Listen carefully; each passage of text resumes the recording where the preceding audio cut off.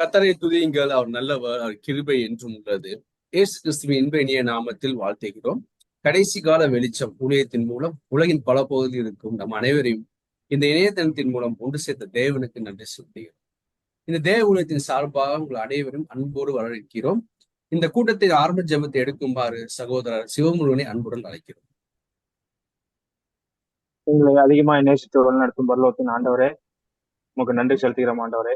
அப்பா, இந்த நேரத்திலே ஓய்வு நாள் முடிவு வேளையிலே சிறு கூட்டமாய் கூடி உடைய நாமத்தை தொழுது கொள்ளவும், உடைய துதிப்பாடுகளை பாடவும், ஆண்டவரே சத்தியவசனங்களை கேட்கவும் ஆண்டவரே இந்த இடத்துல கூடி இருக்கோம் சாமி. அந்த கூடி இருக்க ஒவ்வொரு குடும்பங்களையும் ஆண்டவரை ஆசீர்வதிங்கப்பா.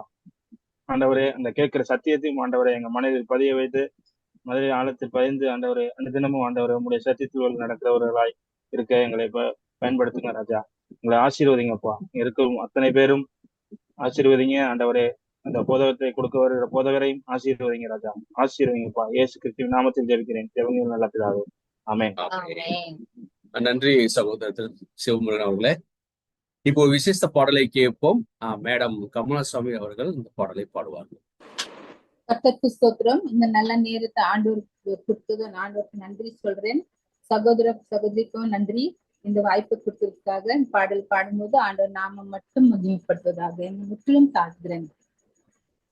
இது ஒரு புது பாடல் தான். நான் ரொம்ப பிராக்டிஸ் பண்ணிட்டு இருந்தேன். என் இதயம் நீ தங்கும் ஸ்தலமாக வேண்டும், உன் வார்த்தைகள் படிக்கும் இடமாக வேண்டும். என் இதயம் நீ தங்கும் ஸ்தலமாக வேண்டும், உன் வார்த்தைகள் படிக்கும் இடமாக வேண்டும். உம்மை நேசிக்கிறேன், உம்மை நேசிக்கிறேன், உம்மை நேசிக்கிறேன், உம்மை நேசிக்கிறேன்.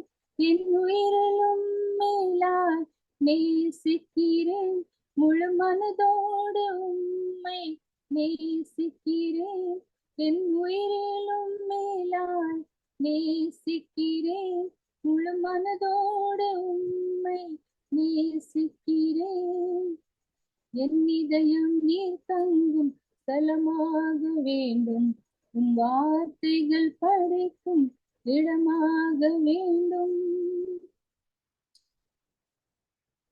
என் இதய பலகையிலே உம் சித்தம் எழுதணுமே, உமது வார்த்தையிலே உம் சித்தம் விளங்கிடுதே. என் இதய பலகையிலே உம் சித்தம் எழுதணுமே, உமது பிரமாணத்திலே உம் சித்தம் விளங்கிடுதே. என் இதயம் முழுவதும் என்றும் உமக்காய் உடன்படிக்கை செய்தே, உடன்படிக்கை செய்தே. என் இதயம் நீ தங்கும் ஸ்தலமாக வேண்டும், உன் வார்த்தைகள் இடமாக வேண்டும். கல்லான சிலைகளுக்குள் நீர் என்றும் இருப்பதில்லை, கல்லான இதயத்திலே நீர் என்றும் இருப்பதில்லை. கல்லான சிலைகளுக்குள் நீர் என்றும் இருப்பதில்லை, கல்லான இதயத்திலே நீர் என்றும் இருப்பதில்லை. கல்லான என் இதயம் சதையாக மாற்றினீர், மகிமை ஸ்தலமானதே, மகிமையின் ஸ்தலமானதே. வசனங்கள் எல்லாம் எனதாக வேண்டும், என் இதயம் முழுதும் உமதாக வேண்டும். உம் வசனங்கள் எல்லாம் எனதாக வேண்டும். என் இதயம் முழுவதும் உமதாக வேண்டும். உம்மையே நேசிக்கிறேன். உம்மையே நேசிக்கிறேன். உம்மையே நேசிக்கிறேன். உம்மையே நேசிக்கிறேன். என் உயிரிலும் மேலாய் நேசிக்கிறேன். முழு மனதோடு உம்மை நேசிக்கிறேன். என் உயிரிலும் மேலாய் நேசிக்கிறேன். முழு மனதோடு உம்மை நேசிக்கிறேன். என் இதயம் நீ தங்கும் தலமாக வேண்டும். உம் வார்த்தைகள் படிக்கும் இடமாக வேண்டும். என் இதயம் நீ தங்கும் தலமாக வேண்டும். உம் வார்த்தைகள் படைக்கும் இடமாக வேண்டும். என் உயிரிலும் மேலாய் நேசிக்கிறேன். முழு மனதோடு உம்மை நேசிக்கிறேன். என் உயிரிலும் மேலாய் நேசிக்கிறேன். முழு மனதோடு உம்மை நேசிக்கிறேன். ஆமென். நன்றிம்மா. ஆமென். இந்த சிறப்பு பாடலுக்காக மேடம் கமலா அவர்கள் நன்றி செலுத்துகிறோம். Praise the Lord. இன்றைக்கான வேத வசனத்தை வாசிக்குமாறு அனைத்தார்களை இன்றைய நாளுக்கான வேத வசனம் வெளிப்படுத்தின விசேஷம் 14ஆம் அதிகாரம் வசனங்கள் 6 மற்றும் 7. பின்பு வேறொரு தூதன் வானத்தின் மத்தியிலே பறக்க கண்டேன். அவன் பூமியில் வாசம் பண்ணுகிற சகல ஜாதிகளுக்கும் கோத்திரத்தாருக்கும் பாஷைக்காரருக்கும் ஜன கூட்டத்தாருக்கும் அறிவிக்கத்தக்கதாக நித்திய சுவிசேஷத்தை உடையவனாயிருந்து மிகுந்த சத்தமிட்டு தேவனுக்கு பயந்து அவரை மகிமைப்படுத்துங்கள், அவர் நியாய தீர்ப்பு கொடுக்கும் வேளை வந்தது. வானத்தையும் பூமியையும் சமுத்திரத்தையும் நீரூற்றுகளையும் உண்டாக்கினவரையே தொழுது கொள்ளுங்கள் என்று கூறினான். ஆமேன். இந்த நாளுக்கான தேவ செய்தியை நம் அனைவரோடு பகிர்ந்து கொள்ள ஒரு தாஸ்குமாரை அன்று வரவேற்கிறோம்.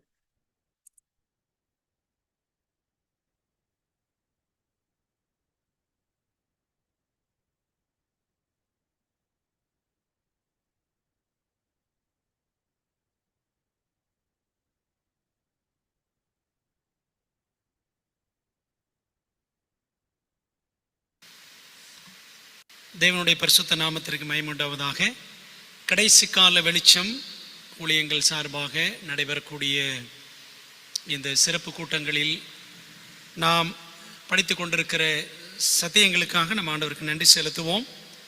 முத்தூது 3 ஏஞ்சல்ஸ் மெசேஜஸ் என்ற தலைப்பின் கீழே நாம் கடந்த ஒரு சில வாரங்களாக படித்து வருகிறோம். இந்த நாளிலும் சத்தியத்தை படிப்பதற்காக கூடி வந்திருக்கிற எல்லாரையும் அன்பரேசுவின் நாமத்தில் வாழ்த்தி நான் வரவேற்றுக் கொள்கின்றேன். இன்றைக்கு நமது தியானத்தினுடைய தலைப்பு என்னவென்றால், அவர் நியாய தீர்ப்பு கொடுக்கும் வேளை, த hour of his judgment என்ற தலைப்பில் நாம் இன்றைக்கு சத்தியத்தை கற்றுக்கொள்ள இருக்கிறோம். ஆதார வசனமாக வெளிப்படுத்தல் 14ஆம் அதிகாரம் 7வது வசனம், மிகுந்த சத்தமிட்டு தேவனுக்கு பயந்து அவரை மகிமைப்படுத்துங்கள், அவர் நியாய தீர்ப்பு கொடுக்கும் வேளை வந்தது, வானத்தையும் பூமியும் சமுத்திரத்தின் நீரூற்றுகளையும் உண்டாக்கினவரையே தொழுது கொள்ளுங்கள் என்று கூறினான் என்று நாம் முதல் தூதில இப்படி வாசிக்கின்றோம். பிரியமான தேவ பிள்ளைகளே, நீங்கள் பரலோகம் சென்ற உடனே பில்லி கிரஹாம் அங்கே இல்லை என்று வைத்துக் கொள்வோம். அதே சமயத்தில் ஹிட்லர் அங்கே இருக்கிறான் என்று நினைத்துக் கொள்ளுங்கள். உங்களுக்கு எப்படி இருக்கும் கொஞ்சம் யோசித்து பாருங்க. பில்லி கிரஹாம் எவ்வளோ பெரிய ஊழியக்காரர், கோடிக்கணக்கான மக்களுக்கு இயேசுவை அறிவித்தவர், அவர் இல்லையே பரலோகத்தில். ஹிட்லர் எவ்வளோ பெரிய கொடுமைக்காரன், எத்தனையோ லட்சமான யூதர்களை கொன்றளித்தவன், அவன் பரலோகத்தில் இருக்கிறானே என்றால் எப்படி இருக்கும்? அன்பான தேவ ஜனங்களே, பரலோகம் செல்பவர்களுக்கு மிகப்பெரிய அதிர்ச்சிகள் காத்திருக்கின்றன. என்ன அதிர்ச்சிகள் தெரியுமா? எதிர்பார்த்தவர்கள் அங்கே இருக்க மாட்டார்கள், எதிர்பாராதவர்கள் அங்கே இருப்பார்கள். ஏன் தெரியுமா? மனிதர்களாகி நீங்களும் நானும் மற்றவர்களுடைய வெளித்தோற்றத்தை பார்ப்போம், வெளித்தோற்றத்தை பார்த்து நாம் நியாயம் தீர்த்து விடுவோம், இவர் பரலோகத்துக்கு வரமாட்டாரு. வெளித்தோற்றத்தை பார்த்து நியாயம் தீர்த்து விடுவோம், இவர் கண்டிப்பா பரலோகத்துக்கு வருவாரு என்று சொல்லி. ஆனால் கர்த்தரோ உள்ளத்தை பார்க்கிறவர். பாருங்கள், 1 சாமுவேல் 16ஆம் அதிகாரம் 7ஆம் வசனத்துல கர்த்தர் சாமுவேலை நோக்கி, நீ இவனுடைய முகத்தையும் இவனுடைய சரீர வளர்ச்சியையும் பார்க்க வேண்டாம், நான் இவனை புறக்கணித்தேன். மனுஷன் பார்க்கிறபடி நான் பாரேன், மனுஷன் முகத்தை பார்ப்பான், கர்த்தரோ இருதயத்தை பார்க்கிறார் என்று நாம் வாசிக்கிறோம். அன்பான தேவ பிள்ளைகளே, எதிர்பாராதவர்கள் பரலோகத்தில் இருப்பார்கள், எதிர்பார்த்தவர்கள் பரலோகத்தில் இருக்க மாட்டார்கள். முக்கியமான கேள்வி, நீங்கள் அங்கே இருப்பீர்களா? ஒருவேளை நீங்கள் அங்கே போய்விட்டாலும் உங்களுக்கு பிரியமான ஒருவர் அங்கே இல்லை என்றால் நித்தியத்துக்கும் சந்தோஷமாய் இருப்பீர்களா என்ற கேள்விகளை சற்று சிந்தித்து பாருங்கள். தேவன் இந்த கேள்விகளுக்கெல்லாம் என்ன தீர்வு, பதில் வைத்திருக்கிறார். அதற்காகத்தான் வருகைக்கு முந்தைய நியாய தீர்ப்பு, ப்ரீ அட்வென்ட் ஜட்ஜ்மெண்ட் என்ற தலைப்பின் கீழே நாம் படிக்க வேண்டும்.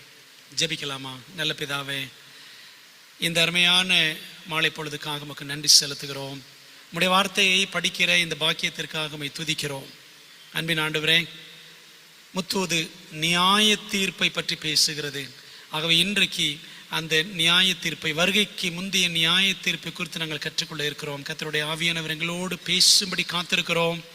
ஆண்டவரே, எங்களுக்கு உம்முடைய மெல்லிய சத்தத்தை கேட்கும்படி செய்யும். கர்த்தாவே, சொல்லும்படியார்கள் கேட்கிறோம், நீர் பெருகவும் நாங்கள் சிறுகவும் உதவி செய்யும். இயேசுவின் மூலம் ஜெபிக்கிறோம் நல்ல பிதாவே, ஆமென்.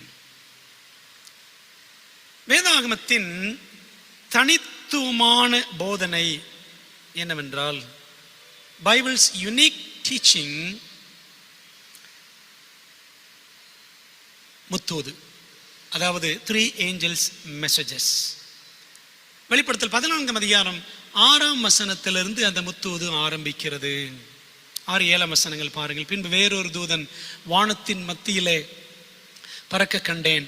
அவன் பூமியில் வாசம் பண்ணுகிற சகல ஜாதிகளுக்கும், கோத்திரத்தாருக்கும், பாஷைக்காரருக்கும், ஜனக்கூட்டத்தாருக்கும் அறிவிக்கத்தக்கதாக நித்திய சுவிசேஷத்தை உடையவனாய் இருந்து என்று வாசிக்கிறோம். நித்திய சுவிசேஷம், எவர்லாஸ்டிங் காஸ்பல். நித்திய என்றால் என்றும் மாறாத, சுவிசேஷம் என்றால் நற்செய்தி, என்றும் மாறாத நற்செய்தியை தேவன் நமக்கு கொடுத்திருக்கிறார். அந்த என்று மாறாத நற்செய்திக்குள்ளே நியாய தீர்ப்பு என்ற மாறாத நற்செய்தியும் அடங்கி இருக்கிறது. நியாய தீர்ப்பு என்னும் மாறாத நற்செய்தி, அவர் நியாய தீர்ப்பு கொடுக்கும் வேளை வந்தது. அன்பான தேவ பிள்ளைகளே, அப்போ இந்த வசனங்கள் படி நாம் பார்த்தால், good news is God's judgment. அவருடைய நியாய தீர்ப்பு இருக்கிறதே, அது நமக்கு நற்செய்தி என்று நாம் புரிந்து கொள்ள வேண்டும். இந்த என்றும் மாறாத நற்செய்தியை போதிப்பதற்காகத்தான் தேவன் என்ன செய்தார் என்று சொன்னால், இந்த உலகத்தில் செவன்த் டே அட்வென்டிஸ்ட் திருச்சபையை எழுப்பினார். எப்பொழுது என்றால் 1860ஆம் வருஷத்தில் செவன்த் டே அட்வென்டிஸ்ட் திருச்சபை உருவானது. எப்படி உருவானது? மெத்தடிஸ்ட், பாப்டிஸ்ட், பிரெஸ்பிட்டேரியன் மற்றும் கத்தோலிக்க சபைகள், இந்த சபைகளிலிருந்தெல்லாம் ஏராளமான மக்கள் 1830-40களில் பல சபைகளிலிருந்து ஜனங்கள் ஒன்று கூடி இயேசுவின் 2ஆம் வருகை சமீபம் என்ற செய்தியை அவர்கள் கேட்டார்கள், ஆர்வமாய் கேட்டார்கள். யார் மூலம் கேட்டார்கள் தெரியுமா? பல சபைகளிலிருந்து வந்த மக்கள் இந்த 2ஆம் வருகையின் செய்தி, ஆண்டவர் இயேசு கிறிஸ்து வெகு சீக்கிரம் வரப்போகிறார் என்ற செய்தியை யார் மூலம் கேட்டார்கள் தெரியுமா? வில்லியம் மில்லர் மூலமாக கேள்விப்பட்டார்கள். இந்த வில்லியம் மில்லர் அமெரிக்காவை சேர்ந்தவர், விவசாயி, ஆனால் பிரசங்கியாக மாறினார். இவருடைய தீர்க்க தரிசன ஆராய்ச்சி செய்திகளை ஏற்றுக்கொண்ட வெவ்வேறு சபைகளைச் சேர்ந்த 3000 போதகர்களும் பிரசங்கிக்க ஆரம்பித்தார்கள். பார்த்தீங்களா, இதெல்லாம் அமெரிக்காவில், வட அமெரிக்காவில் நடக்கிறது. 3000 போதகர்களே 3000 பேர் என்றால், அப்போ மற்ற சபைகள் இருந்து வந்த விசுவாசிகள் எவ்வளவு பேர் சற்று யோசித்து பாருங்கள். இந்த வில்லியம் மில்லர் இருக்கிறாரே, இவர் பாப்டிஸ்ட் திருச்சபையை சேர்ந்தவர். போதகர்கள் 3000 பேர், விசுவாசிகள் லட்சக்கணக்கானவர்கள். இப்படி சத்தியத்தை, வருகையின் சத்தியத்தை கேள்விப்பட்டார்கள். ஆகவே வருகை பற்றி இந்த நபர்கள் எல்லாரும் பேசினபடினாலே இந்த மில்லருடைய இந்த செயல்பாடு வருகை இயக்கமாக மாறியது. அதை மில்லர் இயக்கம் என்றும் சொல்லுவார்கள். Millerite movement or advent movement. Miller இயக்கம் அல்லது வருகை இயக்கம் என்று அழைக்கப்படுகிறது. தானியேல் 8ஆம் அதிகாரம் 14ஆம் வசனத்தின்படி இயேசு அக்டோபர் 22, 1844ஆம் ஆண்டில் வருவார் என்று இந்த மில்லர் இயக்கத்தை சேர்ந்த எல்லாரும் தீவிரமாக பிரசங்கம் பண்ணினார்கள். தானியேல் 8:14 என்ன சொல்லுகிறது? அவன் என்னை நோக்கி 2300 ராப்பகல் செல்லும் வரைக்கும் இருக்கும், பின்பு பரிசுத்த ஸ்தலம் சுத்திகரிக்கப்படும்.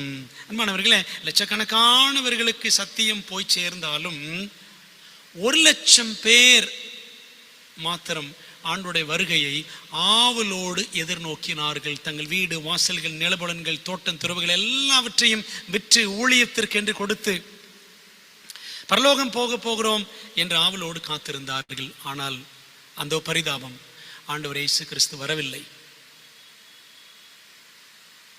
அவர் வரவில்லை என்று கண்ட பொழுது திரளான ஜனங்கள் இப்படி வருகைக்காக காத்திருந்தவர்களை பரியாசம் செய்தார்கள். இந்த பரியாசத்தினாலே பலர் பின்வாங்கினார்கள். இந்த 1,00,000 பேர்ல அநேகர் பின்வாங்கினார்கள். ஒரு சிறு கூட்டம் மாத்திரம் மிஞ்சி இருந்தது. அந்த சிறு கூட்டம் சோர்ந்து போகாமல் தீர்க்க தரிசனங்களை மறு ஆய்வு செய்தார்கள். அன்பான தேவ பிள்ளைகளே, இந்த சம்பவம் எல்லாம் நடக்கும் பொழுது செவன்த் டே அட்வென்டிஸ்ட் திருச்சபை இன்னும் உருவாகி இருக்கவில்லை. இதெல்லாம் எப்ப நடக்குது? 1844 நடக்குது. அந்த ஏமாற்றத்தம், அந்த மாபெரும் ஏமாற்றம் அக்டோபர் 22, 1844 நடந்தது. அதுக்கப்புறம் அந்த சின்ன கூட்டம் வேதாமத்தை, தீர்க்க தரிசனங்களை இன்னும் தீவிரமாக படிக்க ஆரம்பித்தது. அந்த சிறு கூட்டமும் வெவ்வேறு சபைகளிலிருந்து வந்தவர்களால் ஆனது. பிரியமான தேவ ஜனங்களே, அப்ப யோசித்து பாருங்க, மில்லர் இயக்கத்தை சேர்ந்தவர்கள் எல்லாரும் ஏதோ ஒரே ஒரு திருச்சபை சேர்ந்தவர்கள் என்று கிடையாது. பல்வேறு சபைகளில் இருந்து வந்தவர்கள். அப்ப என்ன செய்யறாங்க? இந்த சிறு கூட்டம், ஆண்டவர் வரவில்லையே, ஆனாலும் நம்ம இன்னும் தொடர்ந்து விசுவாசத்தில் நிலைத்திருப்போம் என்ற அந்த சிறு கூட்டம் தொடர்ந்து தானியேல் 7, 8, 9ஆம் அதிகாரங்களை அவர்கள் தீவிரமாக ஆராய்ச்சி செய்தார்கள். 3 அதிகாரங்களின் திறவுகோல் தானியேல் 8ஆம் அதிகாரம் 14ஆம் வசனம் என்று கண்டுபிடித்தார்கள். தானியேல் 7, 8, 9 இந்த 3 அதிகாரங்களுக்கும் மைய வசனம், திறவுகோல் வசனம், கீ டெக்ஸ்ட் எது அப்படின்னா தானியேல் 8:14, தானியேல் 8:14 என்று அவர்கள் கண்டுபிடித்தார்கள்.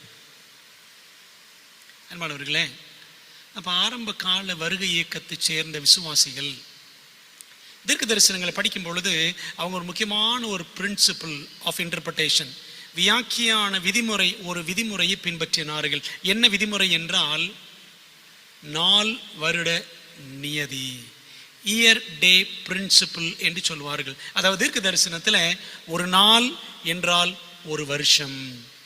அதற்கு ஆதாரமாக என்னாகமம் 14ஆம் அதிகாரம் 34ஆம் வசனம், நீங்கள் தேசத்தை சுற்றி பார்த்த 40 நாள் இலக்கத்தின்படியே ஒவ்வொரு நாள் ஒவ்வொரு வருஷமாக நீங்கள் 40 வருஷம் உங்கள் அக்கிரமங்களை சுமந்து என் உடன்படிக்கைக்கு வந்த மாறுதலை உணர்வீர்கள் என்று ஆண்டவர் சொன்னார். 12 பேர் என்ன செய்தார்கள்? சுற்றி பார்த்தார்கள், வேவு பார்த்தார்கள் கானான் தேசத்தை 40 நாட்கள். அதில் 10 பேர் அவிசுவாசமாக பேசினார்கள். அங்கே போய் நம்ம அந்த கானான் தேசத்தை சுதந்திரிக்க முடியாதுன்னு சொன்னாங்க.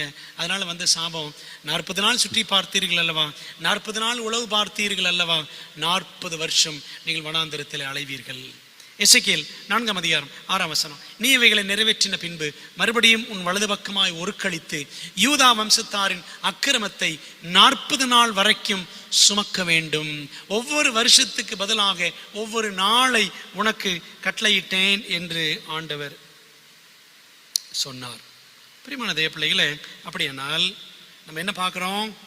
2300 ராப்பகல் தரிசனம் அடங்கி இருக்கிற வசனம் தானியேல் 8ஆம் அதிகாரம் 14ஆம் வசனம். ஆகவே அந்த வசனம் தான் தானியேல் 7, 8, 9ஆம் அதிகாரங்களின் மைய வசனம், முக்கிய வசனம், திறவுகோல் வசனம் அதுதான். ஆகவே 2300 ராப்பகல் என்றால், ரா பகல் என்றால் ஒரு நாள், அதாவது 2300 நாட்கள், அதாவது 2300 வருஷங்கள். நாள் வருட நியதியின்படி ஒரு நாள் என்றால் ஒரு வருஷம், 2300 நாட்கள் என்றால் 2300 வருஷங்கள் என்று அவர்கள் கணக்கிட்டார்கள். இதுவரை இந்த மில்லர் இயக்கத்தை சேர்ந்தவர்கள் பூமியே பரிசுத்த ஸ்தலம், இயேசு மீண்டும் பூமிக்கு வந்து அதை அக்கினியால் அழிப்பதுதான் சுத்திகரிப்பு. 2300 வருடங்கள் செல்லும் பிற்பாடு பரிசுத்த ஸ்தலம், இந்த பூமி தான் பரிசுத்த ஸ்தலம், அது அக்கினியால் சுத்திகரிக்கப்படும் என்று அவர்கள் நம்பினார்கள். வருகை இயக்கத்தின் விசுவாசிகள் அப்படி நம்பினதுதான் ஏமாற்றம். பூமி தான் பரிசுத்த ஸ்தலம் நம்பிட்டாங்க. அந்த மாபெரும் ஏமாற்றத்துக்கு பிற்பாடு, இயேசு வரவில்லையே, அந்த மாபெரும் ஏமாற்றத்துக்கு பின் பரிசுத்த ஸ்தலம், தானியேல் 8:14, then shall the sanctuary be cleansed, பின்பு பரிசுத்த ஸ்தலம் சுத்திகரிக்கப்படும். அந்த பரிசுத்த ஸ்தலம் என்ற வார்த்தையை ஆழமாக ஆராய்ச்சி செய்தார்கள். என்ன செஞ்சாங்க தெரியுமா? அந்த சின்ன கூட்டம், அந்த 1,00,000 பேர்ல மிஞ்சி இருந்த சிறு கூட்டம் கிட்டத்தட்ட ஒரு 50 பேருக்குள்ளதான். அவர்கள் என்ன செய்தார்கள் என்றால், லேவியராகமம் புத்தகத்தில் ஆசரிப்பு கூடார ஆராதனை முறைகள், பலிமுறைகள், அடையாளங்கள், அதிலும் குறிப்பாக பாவ நிவாரண நாள், டே ஆஃப் அட்டோன்மெண்ட் பற்றி எல்லாம் ஆராய்ச்சி செய்ய. அன்பானவர்களே, மட்டுமல்ல, புதிய ஏற்பாட்டில் எபிரேயர் நிருபத்தையும், புக் ஆஃப் ஹீப்ரூஸ் அதையும் ஆராய்ந்து இயேசுவை பிரதான ஆசாரியராகவும் கண்டார்கள். சரிங்களா? வெளிப்படுத்தல் 14ஆம் அதிகாரம் 7ஆம் வசனத்துல என்ன சொல்லியிருக்கு? அவர் நியாய தீர்ப்பு கொடுக்கும் வேளை வந்தது. அந்த மாபெரும் ஏமாற்றத்துக்கு முன்பாக வெளிப்படுத்தல் 14ஆம் அதிகாரம் 6 மற்றும் 7ஆம் வசனங்களை தான் எல்லா இடங்களிலும் மில்லர் இயக்கத்தினர், வருகை இயக்கத்தினர் முழங்கினார்கள். அவர் நியாய தீர்ப்பு கொடுக்கும் வேளை வந்தது.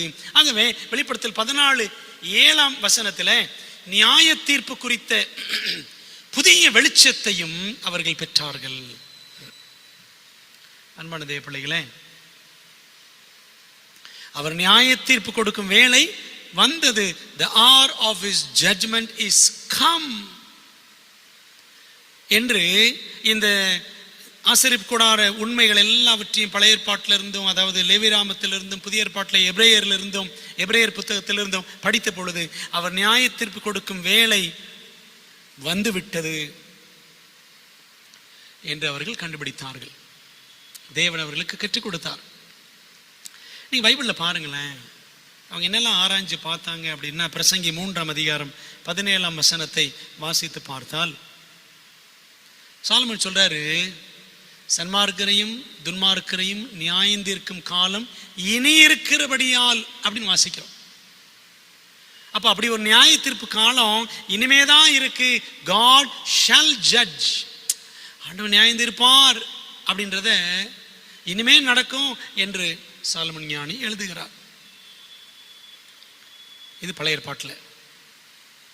புதிய ஏற்பாட்டுக்கு வந்தால் அப்போஸ்தலர் 17ஆம் அதிகாரம் 31ஆம் வசனத்துல பாருங்க, பவுல் சொல்லுகிறார், மேலும் ஒரு நாளை குறித்திருக்கிறார், அதிலே அவர் தாம் நியமித்த மனுஷனை கொண்டு பூலோகத்தை நீதியாய் நியாயம் தீர்ப்பார் என்று வாசிக்கிறோம். Because he hath appointed a day in the which he will judge the world in righteousness. God has appointed a day. தேவன் ஒரு நாளை குறித்திருக்கிறார், நியமித்திருக்கிறார் நியாய தீர்ப்புக்கென்று. பார்த்தீங்களா, நியாய தீர்ப்பு காலம் இனிமேல் வரும் அப்படின்னு சாலமன் சொல்றாரு. அதுக்குன்னு ஒரு நாளை குறித்திருக்கிறார் என்று பவுல் சொல்லுகிறார். இதே பவுல் அப்போஸ்தலர் 24:25ஆம் வசனத்தில் என்ன சொல்றார் பாருங்களேன். ஃபெலிக்ஸ் என்ற தேசாதிபதிக்கு முன்பாக பவுல் நின்றிருந்த பொழுது அவர் பிரசங்கம் பண்ணினார். பவுல் என்ன சொன்னார் பாருங்க, அவன் நீதியையும் இச்சை அடக்கத்தையும் இனிவரும் நியாய தீர்ப்பையும் குறித்து பேசினான். And as he reasoned of righteousness, temperance and judgment to come. இனி வரும் நியாய தீர்ப்பு வர இருக்கிறது. ஒரு நாளை குறித்திருக்கிறார் அப்படின்னு பவுல் சொன்னார். தொடர்ந்து சொல்றாரு, இனி வரும் நியாய தீர்ப்பு அடுத்து வரப்போகுது என்று சொல்லுகிறார். அப்ப பாருங்க, 1ஆம் நூற்றாண்டிலேயே பவுல் நியாய தீர்ப்பு குறித்து நிச்சயமாக திட்டவட்டமாக பேசியிருக்கிறார். அப்போஸ்தலர்களிலே கடைசி வரை இருந்த, கிட்டத்தட்ட கிபி 100 வரைக்கும் இருந்த அப்போஸ்தலன் யோவான், அவர் தான் எழுதுகிறார் வெளிப்படுத்தின விசேஷம் 14:7 சொல்றாரு, அவர் நியாய தீர்ப்பு கொடுக்கும் வேளை வந்தது, the hour of his judgment is come என்று எழுதுகிறார். அன்பான தேவ ஜனங்களே, அப்படியானால் அக்டோபர் 22, 1844 இயேசுவின் பரலோக ஊழியத்தில் ஏற்பட்ட மாற்றத்தை வெளிப்பாடாகவும் வருகை இயக்க விசுவாசிகள் பெற்றுக்கொண்டார்கள். என்ன நினைச்சாங்க? அக்டோபர் 22, 1844 இயேசு கிறிஸ்து பூமிக்கு வந்து இந்த பூமியை அக்கினியினால் சுட்டெரித்து சுத்திகரித்து அவர் என்ன செய்வார்? அவருடைய பிள்ளைகளை பரலோகத்திற்கு அழைத்து செல்வார் என்று அவர்கள் எதிர்பார்த்து காத்திருந்தார்கள். இயேசு வரவில்லை. ஆனால் இயேசு வந்தார். எங்கிருந்து எங்கே வந்தார்? தம்முடைய ஊழியத்தில் இயேசு கிறிஸ்துவானவர் பரலோகத்தின் பரிசுத்த ஸ்தலத்தில் செய்த ஊழியத்திலிருந்து அவர் வேறு இடத்திற்கு மாறுகிறார். அன்பானவர்களே, மகா பரிசுத்த ஸ்தலத்திலே, பரலோகத்தின் மகா பரிசுத்தலத்திலே அவர் பிரவேசித்தார். அதுதான் அக்டோபர் 22, 1844 நிகழ்ந்தது என்ற ஒரு வெளிப்பாட்டை, ஒரு தரிசனத்தை ஆண்டவர் மில்லர் இயக்க விசுவாசிகளில் ஒருவரான ஹைரம் எட்சன் என்பவருக்கு சோழ கொள்ளையிலே அந்த தரிசனத்தை காண்பித்தார். அன்பானவர்களே, ஆகவே இந்த தரிசனத்தின் அடிப்படையில் வருகைக்கு முந்தைய நியாய தீர்ப்பு அக்டோபர் 22, 1844 தொடங்கியது என்பதையும் அவர்கள் புரிந்து கொண்டார்கள். அன்பான தேவ ஜனங்களே, முடிவு காலத்தின் முடிவில் வாழக்கூடிய நாம் முழங்க வேண்டிய முத்துவதில் 6 தூண்கள் அடங்கி இருக்கிறது என்று நாம் படித்தோம். அதை அப்பொழுதே கண்டுபிடித்து விட்டார்கள் மில்லர் இயக்க விசுவாசிகள் அல்லது வருகை இயக்க விசுவாசிகள். உலகத்தின் கடைசி நாட்களில், முடிவு காலத்தின் முடிவில் இருக்கிறோம் நாம். முடிவு காலத்தின் ஆரம்பத்தில் அட்வென்டிஸ்ட் திருச்சபை உருவாயிற்று. 1798 அப்புறம் 1798 அப்புறம் தான் செவன்த் அட்வென்டிஸ்ட் திருச்சபை உருவாயிற்று. அதாவது முடிவு காலத்தின் ஆரம்பத்தில். இப்போ நம்ம முடிவு காலத்தின் முடிவில் இருக்கிறோம். ஆகவே நீங்களும் நானும் உலகமெங்கும் முழங்க வேண்டிய தூது முத்தூது, அதில் 6 தூண்கள் அடங்கி இருக்கிறது என்பதை அன்றே முன்னோடிகள் கண்டுபிடித்தார்கள். என்னென்ன அந்த 6 தூண்கள்? ஏற்கனவே பார்த்துருக்கிறோம், திரும்பவும் பார்க்கலாம். நித்திய சுவிசேஷம், தி எவர்லாஸ்டிங் காஸ்பல். இரண்டாவது, வருகைக்கு முந்தைய நியாய தீர்ப்பு, தி ப்ரீ அட்வென்ட் ஜட்ஜ்மெண்ட். இரண்டாம் வருகைக்கு முந்தைய நியாய தீர்ப்பு. மூன்றாவது, ஓய்வு நாள், தி சாபத். நாலாவது, தேவனுடைய பிரமாணம், தி லா ஆஃப் காட். ஐந்தாவது, இயேசுவின் விசுவாசம், தி ஃபெய்த் ஆஃப் ஜீசஸ். ஆறாவது, மரணத்தில் மனிதனின் நிலை, the condition of man in death. இந்த 6 காரியங்களும் 6 சத்திய தூண்களும் வெளிப்படுத்தல் 14ஆம் அதிகாரம் 6ஆம் வசனத்திலிருந்து 13ஆம் வசனம் வரையிலான பகுதியில் அடங்கி இருக்கிறது என்று நாம் பார்க்கிறோம். அன்பான தேவ பிள்ளைகளே, நம்ம இப்படி இதில் இந்த 6 தூண்களில் ஒன்று ஒன்றா படிக்க போகிறோம்.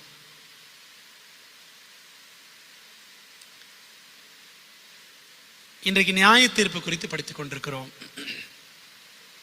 கேள்வி: நியாய தீர்ப்பு யாருக்கு? நியாய தீர்ப்பில் புஸ்தகங்கள் திறக்கப்பட்டன அப்படின்னு வாசிக்கிறோம், சரிதானே? தானியேல் 7ஆம் அதிகாரம் 9-10 வசனங்கள் படித்து பாருங்கள். வெளிப்படுத்தல் 20ஆம் அதிகாரம் 12ஆம் வசனம் படித்து பாருங்கள். இதெல்லாம் படித்து பார்த்தீங்கன்னா நியாய தீர்ப்பிலே புஸ்தகங்கள் பரலோகத்தில் இருக்கின்றன அப்படின்னு பார்க்கிறோம். தேவனுக்கு புத்தகங்கள் தேவையா? தேவனுக்கு புத்தகங்களும் தேவையில்லை. ஒவ்வொரு நபரையும் அவரது பெயரையும் உற்று பார்த்து முடிவை தீர்மானிக்க பற்பல ஆண்டுகளும் அவருக்கு தேவையில்லை. ஆண்டவருக்கு புத்தகங்களும் தேவையில்லை, ஆண்டுகளும் தேவையில்லை. ஆனாலும் அவர் எல்லாவற்றையும் நிதானமாய் நீதியாய் நியாயம் தீர்க்கிறார். கேள்வி: நியாய தீர்ப்பு யாருக்கு என்று நாம் பார்த்தோம். இந்த கேள்விக்கு நாம் 3 பதில்களை விடையாக காணப்போகிறோம் வேதாகமத்தின் அடிப்படையில். முதலாவது, யாருக்காக நியாய தீர்ப்பு என்றால் நமக்காக, ஃபார் அஸ். இப்போது பரலோகத்தில் ஒரு நியாய தீர்ப்பு நடந்து கொண்டிருக்கிறது. இது கேட்க ஆச்சரியமா இருக்கிறதா? வெளிப்படுத்தல் 22ஆம் அதிகாரம் 12ஆம் வசனத்தை பாருங்க. இதோ சீக்கிரமாய் வருகிறேன் இயேசு சொல்லுகிறார். அவனவனுடைய கிரியைகளின்படி அவனவனுக்கு நான் அளிக்கும் பலன் என்னோட கூட வருகிறது. ஆண்டவர் சொல்றாரு, சீக்கிரமாய் நான் வருகிறேன். 2ஆம் வருகை. நான் வரும்பொழுது அவனவனுடைய கிரியைகள் செயல்களின்படி அவனவனுக்கு நான் அளிக்கும் பலன் என்னோட கூட வருகிறது. யார் யார் இந்த உலகத்தில் என்னென்ன செஞ்சோம், எப்படி வாழ்ந்தோம் என்பதெல்லாம் ஆண்டவர் தீர்மானித்தால்தான், வருகைக்கு முன்பாக அவர் தீர்மானித்து விட்டால்தான் பலனை கொண்டு வர முடியும். யார் யாருக்கு என்ன பலன், நித்திய ஜீவனா நித்திய அழிவா அப்படின்றது அவர் வரும்போது கொண்டு வர்றாருன்னு சொன்னா அப்ப என்ன அர்த்தங்க? நியாய தீர்ப்பு வருகைக்கு முன்பாக முடிந்து விடுகிறது என்று பொருள். பெரியமான தேவ பிள்ளைகளே, இந்த நியாய தீர்ப்பு தான் இப்பொழுது பரலோகத்தில் நடைபெற்று கொண்டிருக்கிறது. இந்த நியாய தீர்ப்பில் நீங்களும் நானும் நேரடியாக பரலோகத்தில் இருக்க போகிறது இல்லை. அப்படி நாம் இல்லாவிட்டாலும் தேவனுடைய நீதியான நியாய தீர்ப்புகளை புத்தகங்களில் நாம் கண்கூடாக காண்போம். நம்ம எதிர்பார்த்தவர்கள் எல்லாம் பரலோகத்தில் இருக்க மாட்டார்கள். நம்ம எதிர்பாராதவர்கள் எல்லாரும் அங்கே இருப்பார்கள். எப்படி இதெல்லாம் அப்படி நம்ம கேள்வி வரோம். அப்ப ஆண்டவர் புஸ்தகங்கள் எல்லாவற்றையும் காண்பிப்பார். அந்த புஸ்தகங்களை பார்த்து, இது எப்போ? 1000 வருட அரசாட்சியின் சமயத்தில், 2ஆம் வருகைக்கு பிற்பாடு 1000 வருஷம் பரலோகத்தில் அரசாட்சி நடக்கிற வேளையில பரிசுத்தவான்கள் என்ன செய்வாங்கன்னா எல்லா ரெக்கார்ட்ஸையும் பார்ப்பாங்க. வெளிப்படுத்தல் 15:3 வாசிக்கிறோம். அவர்கள் தேவனுடைய ஊழியக்காரனாகிய மோசேயின் பாட்டையும் ஆட்டுக்குட்டியானவருடைய பாட்டையும் பாடி, சர்வ வல்லமையுள்ள தேவனாய கர்த்தாவே, தேவரீருடைய கிரியைகள் மகத்துவமும் ஆச்சரியமுமானவைகள். அந்த பதிவேடுகள் எல்லாம் பார்த்துட்டு, தேவரீருடைய கிரியைகள் மகத்துவமும் ஆச்சரியமுமானவைகள் கர்த்தாவே, பரிசுத்தவான்களின் ராஜாவே, தேவரீருடைய வழிகள் நீதியும் சத்தியமுமானவைகள் என்று அறிக்கையிடுவார்கள் ஆண்டுடைய பிள்ளைகள். எப்போ? அந்த 1000 வருட அரசாட்சியின் சமயத்திலே பரலோகத்திலே. நியாய தீர்ப்பு யாருக்கு? நமக்காக. ஏன் அவங்க வரல, இவங்க வரல என்று நமக்கு கேள்விகள் எழும்போம். ஆகவே நம் நிமித்தமாக தேவன் அந்த நியாய தீர்ப்பை பரலோகத்தில் நிகழ்த்துகிறார். அப்போ நீங்களும் நானும் பரலோகத்துக்கு போகணும். தேவ கிருபையினாலே அது சாத்தியமாகும். இயேசுவை சார்ந்து வாழ்ந்தால் அந்த பாக்கியம் நமக்கு உண்டாகும். ஆக பரலோகத்தில் இப்பொழுது நடந்து கொண்டிருக்கிற நியாய தீர்ப்பு நமக்காக. நம்மையும் ஆண்டவர் நியாயம் தீர்க்கிறார் நம்முடைய கிரியைகளின் அடிப்படையில். இரண்டாவது, நியாய தீர்ப்பு யாருக்கு? குற்றஞ்சாட்டுபவனுக்காக, ஃபார் த ப்ராசிக்யூட்டர். யார் குற்றஞ்சாட்டுகிறவன்? வசனம் சொல்லுது, வெளிப்படுத்தல் 12:10 பாருங்க. அப்பொழுது வானத்தில் ஒரு பெரிய சத்தம் உண்டாகி, இப்பொழுது ரட்சிப்பும் வல்லமையும் நமது தேவனுடைய ராஜ்யமும் அவருடைய கிறிஸ்துவின் அதிகாரமும் உண்டாயிருக்கிறது. இரவும் பகலும் நம்முடைய தேவனுக்கு முன்பாக நம்முடைய சகோதரர் மேல் குற்றம் சுமத்தும் பொருட்டு அவர்கள் மேல் குற்றஞ்சாட்டுகிறவன் இரவும் பகலும் தேவனுக்கு முன்பாக நம்முடைய சகோதரர் மேல், சகோதரனை யாருங்க? இயேசுவை விசுவாசிக்கிற நீங்களும் நானும், நம்மேல் குற்றம் சுமத்துவதற்கு இவன் என்ன செய்யறானா? ராவும் பகலும் வேலை செய்யறான் சாத்தான். அன்பான தேவ ஜனங்களே, இப்படி அவன் குற்றஞ்சாட்டுகிற வேலையை சாத்தான் செய்து கொண்டு வருகிறான். ஆனாலும் கடைசியில அவனும் மண்டியிட்டு தேவனுடைய நீதியையும் நியாயத்தையும் அண்ட சராசரத்தின் முன் அறிக்கை செய்வான். சரிதானே? எப்ப நடக்குதுன்னா, மூன்றாம் வருகைக்கு பிற்பாடு சாத்தானும் அவனுடைய தூதர்களும் பாவிகள் துன்மார்க்கர் யாவரும் என்ன செய்வாங்க? முழங்கால் படியிட்டு. பிலிப்பியர் 2:9-11 வசனங்கள் பாருங்களேன். அதனால் தேவன் எல்லாவற்றிற்கும் மேலாக அவரை உயர்த்தி, இயேசுவை உயர்த்தினார். பிதாவாகிய தேவன் உயர்த்துவார்.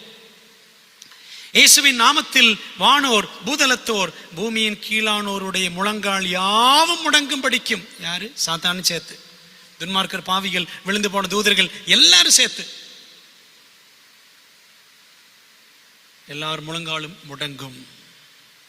பிதாவாகிய தேவனுக்கு மகிமையாக இயேசு கிறிஸ்து கர்த்தர் என்று நாவுகள் யாவும் அறிக்கை பண்ணும்படிக்கும் எல்லா நாமத்திற்கும் மேலான நாமத்தை அவருக்கு, இயேசுவுக்கு பிதாவானவர் தந்தருளினார், அப்படின்னு பார்க்கிறோம். பிரியமான தேவ பிள்ளைகளே, ஆண்டவர் இயேசு கிறிஸ்து அவர்தான் மெய்யான தெய்வம். அவர்தான் நம்முடைய இரட்சகர், மீட்பர். அவருக்கு விரோதமாக கலகம் செய்தோமே என்று சொல்லி துன்மார்க்கர் எல்லாரும் மண்டியிடுவார்கள். விழுந்து போன தூதர்களும் மண்டியிடுவார்கள்.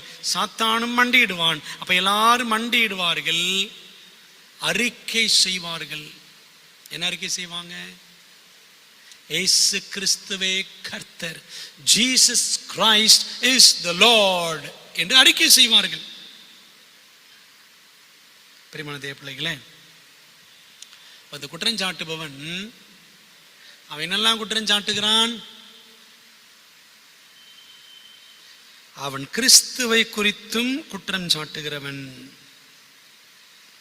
ஆண்டவர் இயேசு கிறிஸ்துவை, அவர் நல்லவர் கிடையாது, அவர் நீதி உள்ளவர் கிடையாது, சரிதானே, சர்வாதிகாரி, ஏதோ 10 கட்டளை கொடுத்துட்டு இப்படித்தான் இருக்குன்னு அப்படித்தான் இருக்குன்னு அப்படிலாம் சொல்றாரு என்றெல்லாம் தேவன் மீது அவன் குற்றம் சுமத்துகிறவன்.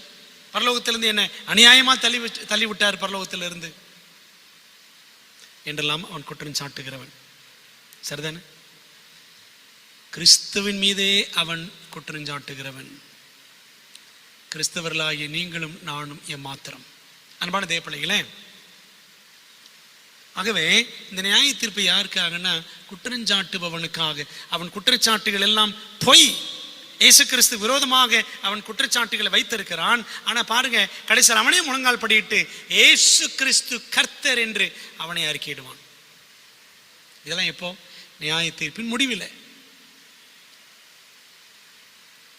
அன்பான தேவ ஜனங்களே, அப்ப இப்போ ஒரு நியாய தீர்ப்பு நடந்துட்டு இருக்கு. வருகைக்கு முந்தைய நியாய தீர்ப்பு, ப்ரீ அட்வென்ட் ஜட்ஜ்மெண்ட் அல்லது இன்வெஸ்டிகேட்டிவ் ஜட்ஜ்மெண்ட், நுட்ப நியாய விசாரணை என்று சொல்வார்கள். தேவனுடைய பிள்ளைகளுக்காக மட்டும், இயேசுவை விசுவாசிக்கிற எல்லாருக்காக. பிற்பாடு 2ஆம் வருகைக்கு பிறகு பரலோகத்தில் 1000 வருட அரசாட்சியின் சமயத்தில் மில்லேனியல் ஜட்ஜ்மெண்ட், 1000 வருட அரசாட்சியின் போதான நியாய தீர்ப்பு. ஏன் அவங்க வரல, இவங்க வரல என்றெல்லாம் ஆராய்ச்சி செய்வோம். 1 கொரிந்தியர் 6ஆம் அதிகாரம் 2-3 வசனங்களை படித்து பாருங்கள். அது 2வது நியாய தீர்ப்பு, 2ஆம் வருகைக்கு பிற்பாடு. அந்த 1000 ஆண்டுகளுக்கு அப்புறம் 3ஆம் வருகை நடக்கும். 3ஆம் வருகையின் பொழுது கடைசியில ஒரு நியாய தீர்ப்பு இருக்கும். அந்த நியாய தீர்ப்பு முன்பாகத்தான் சாத்தான் கூட முழங்கால் படியிடுவான். அவன் தூதர்கள் எல்லாரும், பாவிகள் எல்லாரும் மண்டியிட்டு இயேசுவே கர்த்தர் என்று அறிக்கை செய்வார்கள். பிற்பாடு வானத்திலிருந்து அக்கினி இறங்கி சாத்தானையும் அவனுடைய தூதர்களையும் துன்மார்க்கர் எல்லாரையும் பட்சித்து போடும் என்று வெளிப்படுத்தல் 20ஆம் அதிகாரம் 7, 8, 9ஆம் வசனங்களை படித்து பாருங்கள். அதான் கடைசி நியாய தீர்ப்பு. அதுக்கு பேரு தண்டனை நிறைவேற்றும் நியாய தீர்ப்பு, எக்ஸிக்யூட்டிவ் ஜட்ஜ்மெண்ட். சாத்தானையும் அவன் தூதர்களையும் துன்மார்க்கர் எல்லாரையும் தேவன் அழிப்பார். அதான் 3வது கடைசி நியாய தீர்ப்பு. அன்பான தேவ ஜனங்களே, சகோதரர் மேல் குற்றஞ்சாட்டுகிறவன் இந்த சாத்தான். அவன் என்ன செய்யறான்? கிறிஸ்துவின் மீதும் குற்றஞ்சாட்டினான் அப்படின்னு பார்த்தோம். அப்ப நியாய தீர்ப்பு யாருக்காக? 3வது பாருங்க, தேவனுக்காக, ஃபார் காட் ஹிம்செல்ஃப். தேவனுக்காகவும் இந்த நியாய தீர்ப்பு அவசியம். வெளிப்படுத்து 14:7 வாசிக்கிறோம், அவர் நியாய தீர்ப்பு கொடுக்கும் வேளை வந்தது. the hour of his judgment is come. அதாவது இது எப்படி தமிழ்ல போட்டிருக்குன்னா, அவர் நியாய தீர்ப்பு கொடுக்கும் வேளை. உண்மையில சொல்ல போனால் அவருக்கு நியாய தீர்ப்பு கொடுக்கும் வேளை, தேவனுக்கு நியாய தீர்ப்பை கொடுக்கும் வேளை, அவருடைய நியாய தீர்ப்பின் வேளை வந்தது என்று நாம் புரிந்து கொள்ள வேண்டும். பிரியமான தேவ ஜனங்களே, சகோதரர் மேல் குற்றஞ்சாட்டுகிற சாத்தான் நமது மூத்த சகோதரரான இயேசுவின் மேலும் ஏற்கனவே குற்றஞ்சாட்டியுள்ளான். உங்களுக்கு நான் சொன்னேன்ல, பரலோகத்தில் அவன் இருந்தான், லூசிபர். அவன் கலகம் பண்ணினான். தானும் தெய்வத்துக்கு சமமாக வேண்டும் என்று நினைத்தான். ஏசாயா 14ஆம் அதிகாரம் 13, 14 வசனங்களை படிச்சு பாருங்க. நான் வானத்துக்கு ஏறுவேன், உன்னதமானவருக்கு ஒப்பாவேன். அவனுக்கும் ஆசை, இயேசு கிறிஸ்துவ எல்லாரும் வணங்குறாங்களே, என்னை வணங்கணும். தானும் தெய்வம் என்று கருதப்படக்கூடிய அளவுக்கு உயர்த்தப்பட வேண்டும் என்று லூசிபர் விரும்பினான். அதனாலதான் அவன் சாத்தானாக, தேவனுடைய எதிரியாக மாறினான். சாத்தான் என்றால் தேவனின் எதிரி என்று அர்த்தம் எபிரேய பாஷையில. சரிதானே? அதாங்க அவன் பண்ண கலகம். அவனுக்குள்ள பெருமை வந்து விட்டது. எசேக்கியேல் 28ஆம் அதிகாரம் 11ஆம் வசனத்திலிருந்து 18ஆம் வசனம் வரைக்கும் படிச்சு பாருங்க. அதான் அவன் செய்த கலகம், அதான் அவனோட குற்றச்சாட்டு. தேவனுக்கு எதிராக குற்றஞ்சாட்டினான், காலங்காலமாக குற்றஞ்சாட்டியும் வருகிறான். அப்படியானால் தேவனுடைய நீதி விளங்கியாக வேண்டும். அது முடிவிலே விளங்கும். ரோமர் 3ஆம் அதிகாரம் 4ஆம் வசனம் பாருங்க. அப்படியாக்க மாட்டாது, நீர் உம்முடைய வசனங்களில் நீதிபரராய் விளங்கவும் உம்முடைய நியாயம் விசாரிக்கப்படும் போது வெற்றி அடையவும் இப்படி ஆயிற்று. பாத்தீங்களா? அப்ப நியாய தீர்ப்புல தேவனும் இயேசுவும் வெற்றி பெற வேண்டும். உம்முடைய நியாயம் விசாரிக்கப்படும் பொழுது, அப்ப பாருங்க, இப்ப நியாய தீர்ப்பு நடக்குது. யாருடைய நியாயம் விசாரிக்கப்படுகிறது? தேவனுடைய நியாயம் விசாரிக்கப்படுகிறது. சாத்தான் இப்படியெல்லாம் கிறிஸ்துவுக்கு எதிராக குற்றஞ்சாட்டுகிறான். தேவன் தமக்கென்று தம்முடைய ஜனங்களை வைத்து அவர்கள் மூலமாக தேவன் எவ்வளவு அன்புள்ளவர், இரக்கம் உள்ளவர், நீதி உள்ளவர் என்பதை தேவ ஜனத்தின் வழியாக, உங்கள் மூலமாக, என் மூலமாக நாம் நிரூபித்து காட்ட வேண்டும் என்று தேவன் நம்மிடத்தில் எதிர்பார்க்கிறார். அதற்கான பலனை அவர் நமக்கு கொடுக்கும் ஆயத்தமாக இருக்கிறார். சாத்தான் என்ன செய்தான்? ஆதாமேவாள பாவத்தில் தள்ளினான். மனுக்குலத்தை ஆண்டோடைய கற்பனைகளின் வழியிலே நடக்க விடாதபடி தடுத்தான், கெடுத்தான். சரிதானே? அப்போ மனிதர்கள் யாருமே ஆண்டோடைய கட்டளைகளை கடைபிடிக்கவே முடியாது என்ற ஒரு குற்றச்சாட்டை அவன் கொண்டு வருகிறான். இன்னைக்கு அப்படித்தானே சொல்றாங்க சபைகள்ல. என்ன சொல்றாங்க? 10 கட்டளை தேவையில்லை, அதெல்லாம் கடைபிடிக்க முடியாது, அப்படித்தானே சொல்றாங்க. பிரியமானவர்களே, 10 கட்டளைகள் தேவனுடைய குணலட்சணத்தின் வெளிப்பாடு என்பதை மறந்து விடாதீர்கள். ஆகவே உம்முடைய நியாயம் விசாரிக்கப்படும் போது ஆண்டவர் வெற்றி அடைய வேண்டும். நியாய தீர்ப்பு யாருக்காக? தேவனுக்காக. அது முடிவிலே தேவனுடைய நீதி விளங்கும். அன்பான தேவ ஜனங்களே, அப்படியானால் வருகைக்கு முந்தைய நியாய தீர்ப்பு ஒன்று இப்பொழுது பரலோகத்திலே நடைபெற்று கொண்டிருக்கிறது என்பது தானியேல் 7, 8, 9 அதிகாரங்களின் சத்தியம். அந்த தானியேல் 7, 8, 9 அதிகாரங்களின் மைய சத்தியமே, முக்கியமான கருப்பொருளே என்னவென்றால் பரலோகத்திலே இப்பொழுது நடந்து கொண்டிருக்கிற நியாய தீர்ப்பு. இந்த வருகைக்கு முந்தைய நியாய தீர்ப்பின் 4 அம்சங்களை நாம் பார்க்க போகிறோம்.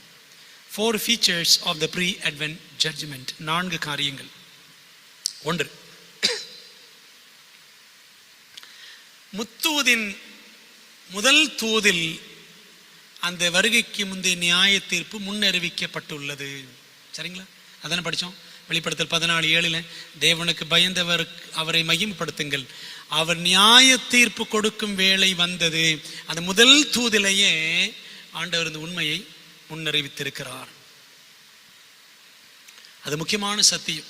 ஆகவேதான் அது வெளியாகமத்தின் வெளிப்படுத்தலின் நடு மையத்தில் முதல் தூதிலேயே முன்வைக்கப்பட்டுள்ளது. இது முதலாவது அம்சம். 2வது, அது தீர்க்கதரிசிகள் மூலம் முன்னறிவிக்கப்பட்டுள்ள முக்கியமான ரகசியம். ஆமோஸ் 3:7 படிக்கிறோம். கர்த்தராகிய ஆண்டவர் தீர்க்கதரிசிகளாகிய தம்முடைய ஊழியக்காரருக்கு தமது ரகசியத்தை வெளிப்படுத்தாமல் ஒரு காரியத்தையும் செய்யார். தீர்க்கதரிசிகளுக்கு ஆண்டவர் தம்முடைய சித்தத்தை வெளிப்படுத்தித்தான் எதையுமே செய்வார். அப்படியானால் என்ன அர்த்தம்? தானியேல் தீர்க்கதரிசி, அப்போஸ்தலன் யோவான் என்ற தீர்க்கதரிசிக்கு எல்லாம் ஆண்டு என்ன செஞ்சிருக்கிறாரு? நியாய தீர்ப்பின் வருகைக்கு முந்தைய நியாய தீர்ப்பின் காரியங்களை வெளிப்படுத்தி இருக்கிறார். தானியேல் 7 அதிகாரம் 9, 10 வசனங்கள், 21, 26 ஆகிய வசனங்கள், 8, 14 தானியேல் 9, 24 to 27 இந்த வசனங்கள் எல்லாம் நீங்க படிச்சு பாருங்க. இந்த வசனங்கள் எல்லாமே நியாய தீர்ப்பை குறித்து பேசுகிறது, திரும்ப திரும்ப பேசுகிறது. பாத்தீங்களா? தானியேல் 7 அதிகாரத்துல 10 வசனம், நியாய சங்கம் உட்கார்ந்தது, புஸ்தகங்கள் திறக்கப்பட்டது. 21 வசனம், நீண்ட ஆயுசுள்ளவர் அதாவது பிதா வருமட்டாகவும் நியாய விசாரிப்பு உன்னதமானுடைய பரிசுத்தவான்கள் கொடுக்கப்பட்டது அப்படின்னு படிக்கிறோம். 26, ஆனாலும் நியாய சங்கம் உட்காரும். தானியேல் 7 அதிகாரத்திலே 3 தடவை நியாய தீர்ப்பு பற்றி படிக்கிறோம். 8, 14 2300 ஆண்டுகள் செல்லும் வரைக்கும் இருக்கும். பின்பு பரிசுத்த ஸ்தலம் சுத்திகரிக்கப்படும். பரிசுத்த ஸ்தல சுத்திகரிப்பு என்றால் என்ன? நியாய தீர்ப்பு தான். வருகைக்கு முந்தைய நியாய தீர்ப்பு. Very simple. அன்பான தேவ பிள்ளைகளே, அந்த நியாய தீர்ப்பு எப்போ தொடங்கும்? அக்டோபர் 22, 1844 சொன்னோமே. இந்த கணக்கு எப்படி வருது அப்படின்னா, தானியேல் 9 அதிகாரம் 24 இருந்து 27 வசனங்கள் வரைக்கும் நம்ம என்ன செய்யணும்? நம்ம கவனிக்கணும். தானியேல் 7 பார்த்துட்டோம், 8, 14 பார்த்தோம். தானியேல் 9 அதிகாரம் 24 இருந்து 27 வரைக்கும். இதுல தான் இந்த 2300 ராப்புகள் தரிசனம் எப்ப ஆரம்பிக்கும், எப்ப முடியும், நியாய தீர்ப்பு எப்பொழுது ஆரம்பிக்கும், வருகைக்கு முந்தைய நியாய தீர்ப்பு, இதெல்லாத்தையும் புரிஞ்சுக்கணும்னா இந்த தானியேல் 9 அதிகாரத்துல தான் 24 முதல் 27 வசனங்கள் இந்த உண்மை அடங்கி இருக்கிறது. அன்பானவர்களே, ஆகவே இந்த 2300 ராப்பகல் சத்தியத்தை பைபிளில் இருக்கக்கூடிய மிக நீண்ட டைம் ப்ராஃபஸி, கால தீர்க்க தரிசனம், அதுதான். அதை நாம் படிக்கணும். அதை படித்து புரிஞ்சுக்கிட்டோம்னா வருகைக்கு முந்தைய நியாய தீர்ப்பு எப்பொழுது தொடங்கியது என்பதை நாம் தெளிவாக புரிந்து கொள்ளலாம். அதை பற்றி நீங்கள் படிக்க வேண்டும் என்றால் கேளுங்கள். உங்களுக்கு அது சம்பந்தமான லிங்க், நோட்ஸ் எல்லாம் அனுப்பி வைக்கிறோம். 3வது, வருகைக்கு முந்தைய நியாய தீர்ப்பின் 4 அம்சங்களில் 3வது அம்சம், இயேசுவும் அந்த வருகைக்கு முந்தைய நியாய தீர்ப்பை குறித்து போதித்திருக்கிறார். மத்திய 22 அதிகாரத்தில் அந்த ஊமை உங்களுக்கு ஞாபகம் இருக்கிறதா? கல்யாண வஸ்திரம் தரித்திராத ஒரு மனிதன் பந்தியில உட்கார்ந்து இருந்தான். சரிங்களா? அந்த சம்பவம் வருகைக்கு முந்தைய நியாய தீர்ப்பை பற்றி தான் பேசுகிறது. நம்ம என்ன செய்ய போறோம்? அடுத்த செய்தியில அதை பற்றி தான் படிக்க போகிறோம். ஆகவே நாம் 4வது பாடத்திற்கு கடந்து செல்வோம். வருகைக்கு முந்தைய நியாய தீர்ப்பின் 4வது அம்சம், தேவ நீதி வெளிப்பட வேண்டும் என்றால் அந்த வருகைக்கு முந்தைய நியாய தீர்ப்பு அவசியம். ரோமர் 3:25 வாசிக்கிறோம், தேவன் பொறுமையாயிருந்த முற்காலத்தில் நடந்த பாவங்களை தாம் பொறுத்து கொண்டதை குறித்து தம்முடைய நீதியை காண்பிக்கும் பொருட்டாகவும் தாம் நீதி உள்ளவரும் இயேசுவினிடத்தில் விசுவாசமாய் இருக்கிறவனை நீதிமான் ஆக்குகிறவருமாய் விளங்கும்படி இக்காலத்தில் தமது நீதியை காண்பிக்கும் பொருட்டாகவும். பார்த்தீங்களா, நீதி எத்தனை முறை வருது? அவர் நீதி உள்ளவர், தம்மிடத்தில் இயேசுவினிடத்தில் விசுவாசமாய் இருக்கிறவனை நீதிமான் ஆக்குகிறவர். சரிங்களா? அப்போ தேவன் நீதி உள்ளவர் என்பது வெளிப்பட வேண்டும். அதற்கு இந்த வருகைக்கு முந்தைய நியாய தீர்ப்பு அவசியம். அன்பான தேவ பிள்ளைகளே, தேவ நீதி 3 இடங்களில் வெளிப்படுகிறது. ஒன்று எங்கன்னு பார்த்தீங்கன்னா கல்வாரி சிலுவையிலே. சிலுவை அண்டையில் வந்து இயேசுவை விசுவாசிக்கும் எவரையும் தேவன் மன்னிக்கிறார். ஆச்சரியமான தேவ நீதி. எப்பேற்பட்ட பாவிக்கும் நீதியை அவர் கட்டளையிடுகிறார். அவனை மன்னிச்சு பாவமே செய்யாதவன் போல ஏற்றுக்கொண்டு தம்முடைய நீதியை, தம்முடைய குணத்தை அவனுக்கு கொடுக்கிறார். தேவ நீதி வெளிப்படும் முதல் இடம் சிலுவை. 2வது, வருகைக்கு முந்தைய நியாய தீர்ப்பு. தேவன் கொடுக்கிற மன்னிப்பை ஏற்றுக்கொள்பவர்களே மன்னிக்கப்படுகின்றனர். ஒரு பாவி தேவனின் ரட்சிப்பை தானாக முன்வந்து ஏற்றுக்கொள்ள வேண்டும். சரிதானே? அப்படி யார் ஏற்றுக்கொள்கிறார்களோ அவர்களிடத்திலே தேவ நீதி வெளிப்படும். சரிங்களா? அவனை பாவமே செய்யாதவன் போல பரலோகம் ஏற்றுக்கொள்ளும். அதாங்க தேவ நீதி. 3வது, வருகைக்கு பிந்திய நியாய தீர்ப்பு. அதிலையும் தேவ நீதி வெளிப்படுகிறது. மன்னிப்பு பெறாதவர்களை தேவன் மன்னியாததால் அவர் நீதிபரர் என்பது 1000 ஆண்டுகளின் போது விளங்கும். எல்லாருக்கும் மன்னிப்பு கொடுக்கிறாரு. அந்த மன்னிப்பை விசுவாசத்தோடு ஏற்றுக்கொள்ள வேண்டும். அப்படி மன்னிப்பு பெறாதவர்களை தேவன் மன்னிக்க மாட்டார். அப்படி அவர்கள் மன்னிக்கப்படவில்லை என்றால் அதுவும் தேவனுடைய நீதி வெளிப்படுத்தும். அவர்கள் மன்னிப்பை ஏற்றுக்கொள்ளலை, மன்னிப்பு விரும்பலை, அதனால் அவங்களுக்கு மன்னிப்பு தேவன் அருளவில்லை. அதிலும் அவர் நீதிபரர் என்பது 1000 ஆண்டுகளின் காலகட்டத்தில் பரலோகத்தில் விளங்கும். அதனால தான் அவர்கள் பரலோகத்திற்கு வரவில்லை. மன்னிப்பு பெறாதவர்கள் பரலோகத்துக்கு வரவில்லை என்பதை தேவன் வெளிப்படுத்துவார் புஸ்தகங்கள் வாயிலாக. அன்பான தேவ பிள்ளைகள், அதனால தான் தேவ தூதர்கள் என்ன செய்யறாங்க? உட்கார்ந்து நம்முடைய வாழ்க்கை காரியங்கள் எல்லாத்தையும் குறிப்பெடுத்து வைக்கிறார்கள். தேவதூதர்கள் முக்கியமான வேலை, ஒரு பிரிவு தேவதூதர்கள் ரெக்கார்ட்ஸ் பரலோகத்தில் மெயின்டைன் பண்றாங்க. ஜீவ புஸ்தகம், ஞாபக புஸ்தகம், பாவ புத்தகம் என்ற மரண புத்தகம், இது எல்லாத்தையும் அவங்க கணக்குல நம்முடைய காரியங்கள் எல்லாத்தையும் எழுதி வைக்கிறாங்க. அன்பான தேவ பிள்ளைகளை, அப்போ இதை படிக்கும் பொழுது நாம் பயந்து விட வேண்டாம். ஏனென்றால் நியாய தீர்ப்பு நற்செய்தி என்று ஆரம்பத்தில் சொன்னேன். Judgment is a good news all the time. எப்பொழுதுமே நியாய தீர்ப்பு நற்செய்தி தான். எப்படி தெரியுமா? 3 காரியங்கள் சொல்லி முடிக்கிறேன். முதலாவது, தேவன் நம்மை அறிவு ஜீவிகளாகவே நடத்துகிறார். God treats us as intelligent beings. அதாவது நாம புரிந்து செயல்படணும் என்று தேவன் விரும்புகிறார். சும்மா ரோபோட்டுகளாக, எந்திர மனிதர்களாக நாம் செயல்பட வேண்டும் என்று தேவன் விரும்பவில்லை. அப்படி நம்ம இடத்துல அவர் விரும்பாமல் நாம் புரிஞ்சு தேவனை நேசித்து அவருக்கு கீழ்ப்படிந்து, ஆண்டவர் இப்படிலாம் ரெக்கார்ட்ஸ் வச்சிருக்கிறார், இப்படிலாம் நம்ம வாழ்ந்ததுனால தான் இப்படி ஆகிப்போச்சு, எனக்கு பிரியமானவர் ஆண்டுக்கு பிரியமா நடக்கலை, அவர் எனக்கு பிரியமா இருந்தார் ஆண்டுக்கு பிரியமா இல்லை, அதனால தான் அவர் பரலோகத்துக்கு வர முடியல. ரெக்கார்ட்ஸ் பேசும், பரலோக பதிவேடுகள் பேசும். அப்போ இதெல்லாம் பார்த்து புரிந்து கொள்ளும் விதத்துல, சத்தியங்களை படிச்சு அதன்படி நடக்கிற விதத்துல தேவன் நம்மை அறிவு ஜீவிகளாகவே நடத்த விரும்புகிறார், நடத்துகிறார். நீ பரலோகத்துக்கு வருவேன், நீ வரமாட்டேன் அப்படின்னு ஆண்டவர் சர்வாதிகாரியாக செயல்படுவது கிடையாது. நமக்கு என்ன செய்யறாரு? அந்த freedom of choice, power of choice நம்ம கொடுத்துருக்கிறார். நம்ம இஷ்டம். தேவனத்தில் வரலாம், தேவனை விட்டு போய்விடலாம், சத்தியத்தை ஏற்றுக்கொள்ளலாம், சத்தியத்தை ஏற்றுக்கொள்ளாமல் போகலாம். சரிங்களா? அறிவு ஜீவிகளாக தேவன் நம்மை நடத்துகிறார். இரண்டாவது, இந்த நியாய தீர்ப்பில் இயேசுவே நம் வழக்கறிஞர் மட்டுமல்ல, நம்முடைய நீதிபதியும் அவர்தான். Jesus is our advocate as well as our judge.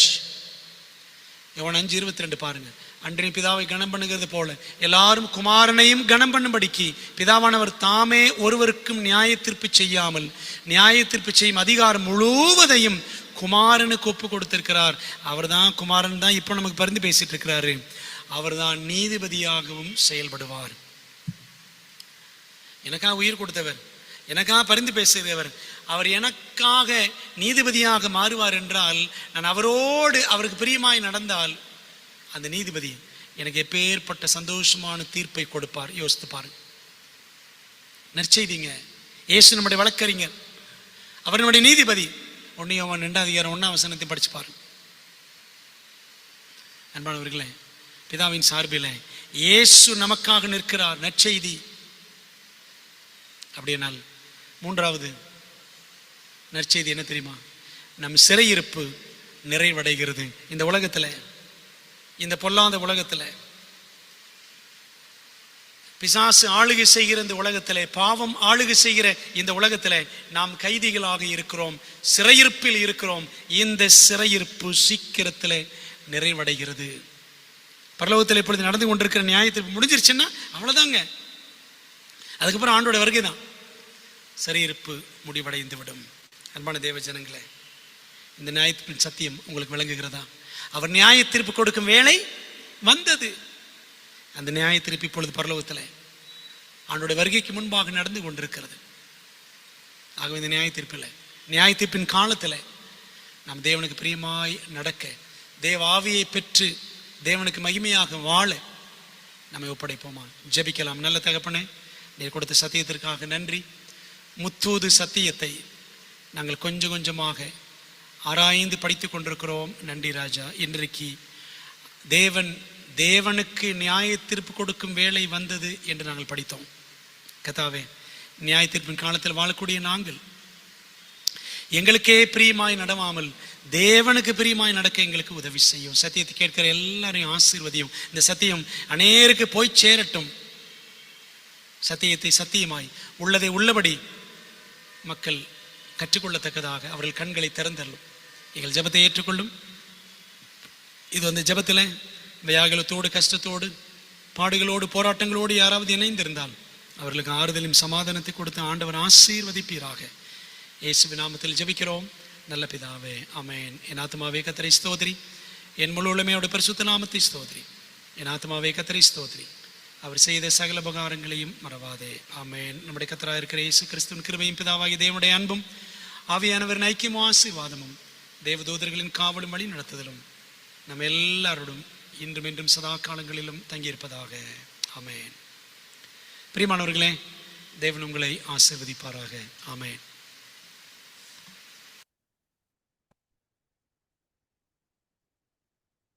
கடைசி கால வெளிச்சம் சார்பாக இந்த அருமையான தேவ செய்தியை நம் அனைவரும் பகிர்ந்து கொண்ட போதற்காக நன்றி செலுத்துகிறோம். இந்த கூட்டத்தில் கலந்து கொண்ட ஒவ்வொருவரையும் தேவன் தாமே ஆசீர்வதிப்பாராக.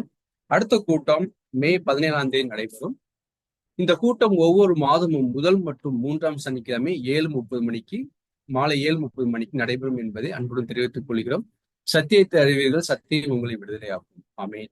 நீங்கள் பெற்ற இந்த ஆசீர்வாதத்தை மற்றவர்கள் பகிர்ந்து கொள்ளுங்கள். கூட்டத்தில் கலந்து கொண்ட அனைவருக்கும் நன்றி.